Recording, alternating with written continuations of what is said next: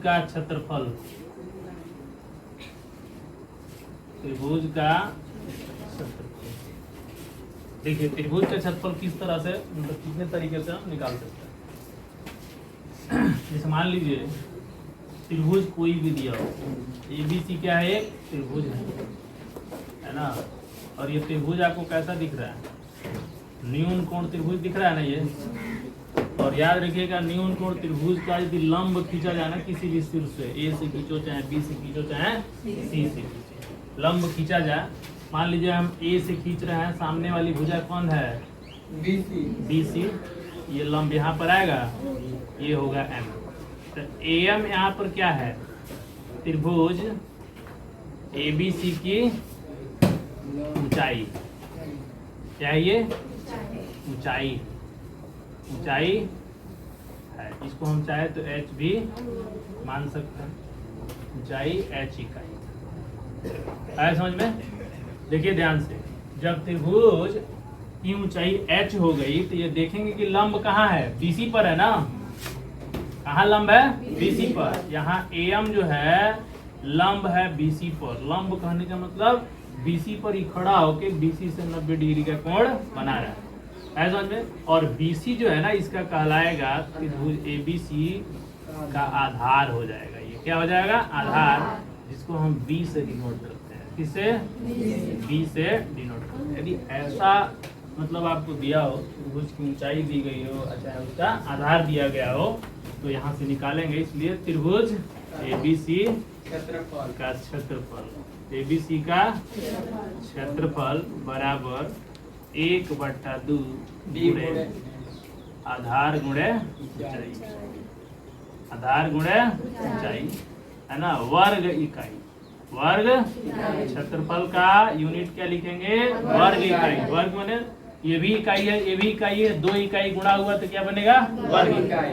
वर्ग इकाई, चाहे उसको इकाई का स्क्वायर भी कहते हैं।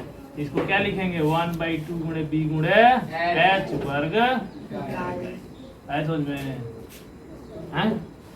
ठीक है, तो जनरल फॉर्मूला आपको क्या याद रखना है, त्रिभुज का क्षेत्रफल बराबर, त्रिभुज का क्षेत्रफल बराबर 1/2 गुणे आधार गुणे आधार गुणे ऊंचाई है ना, चाहे 1/2 गुणे B गुणे H वर्ग इकाई, और ये हो गया वर्ग, बताया समझ में? ठीक है, ये आपको जनरल तौर पे याद रखना है कि त्रिभुज का क्षेत्रफल निकालने के लिए हमको क्या क्या चाहिए, है समझ में?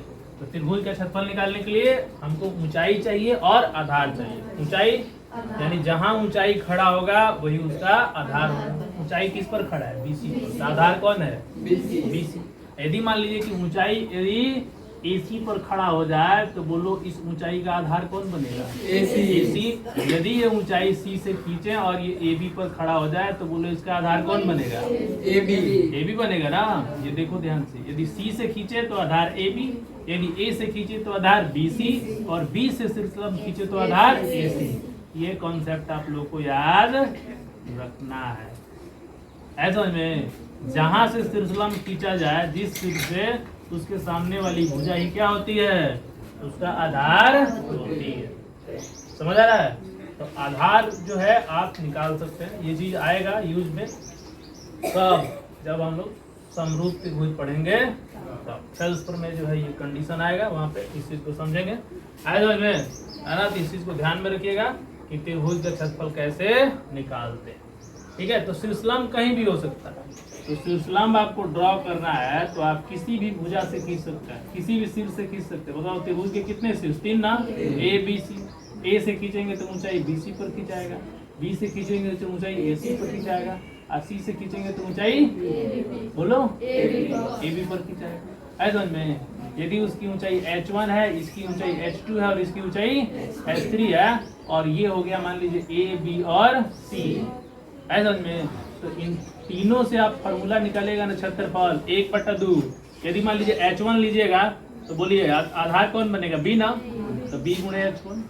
लेकिन ये ऐसे भी निकालिएगा ना S2 मानिए, आधार A मान लीजिए, तो बोलिए ऊंचाई क्या बनेगा S2, और आधार यदि S3 मान लेंगे तो आधार कौन बनेगा C, ऊंचाई S3 मान लेंगे तो आधार कौन बनेगा C।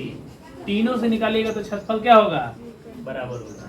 तीनों से निकालिएगा तो क्षेत्रफल बराबर होगा। इसको साइड में आप नोट देके लिख सकते हैं कि यहाँ पे H1, H2 और H3 क्या है, ऊंचाइयां हैं। H1 किस पर खींचा गया है, BC पर, H2 किस पर खींचा गया है, AB पर, और H3 किस पर खींचा गया है, AC पर। आया समझ में? इसमें किसी भी ऊंचाई को मान करके चलिएगा, है ना, और क्षेत्रफल निकालिएगा तो तीनों का क्षेत्रफल आपस में क्या होगा, बराबर होगा। आया समझ में? तीनों का क्षेत्रफल आपस में बराबर होगा। नोट कीजिए इसको फटाफट। लेंगे 40 सेंटीमीटर। क्या फॉर्मूला होगा बताइए, त्रिभुज का क्षेत्रफल बराबर क्या लिखिएगा फॉर्मूला, 1/2 गुणे b गुणे s। बोलिए b कौन है, 10 है ना, ये b हो जाएगा और ये क्या हो जाएगा, s हो जाएगा। तो 1/2 गुणे 10, 10 गुणे कितना 8, 2 चौका 8, यानी 40 वर्ग सेंटीमीटर। वर्गो लगा रहा है, सेंटीमीटर स्क्वायर लगाएगा, एक कोनो लिखो, ठीक है, 40 वर्ग सेंटीमीटर। ये भी उसी तरह है, ये वाला क्वेश्चन आपको क्या दे रखा है, इसमें देख लीजिए, त्रिभुज का आधार बोलिए कितना दिया है,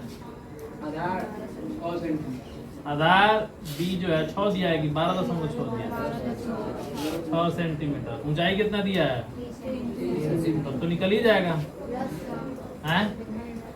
ठीक है, तो क्या निकालना है, क्षेत्रफल।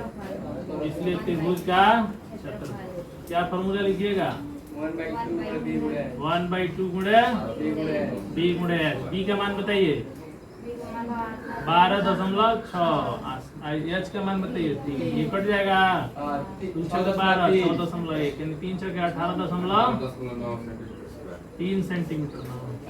2 3 6, हाँ 6.3, 3 3 9, इतना सेंटीमीटर आया है। ठीक है, दोनों नोट कर लीजिए।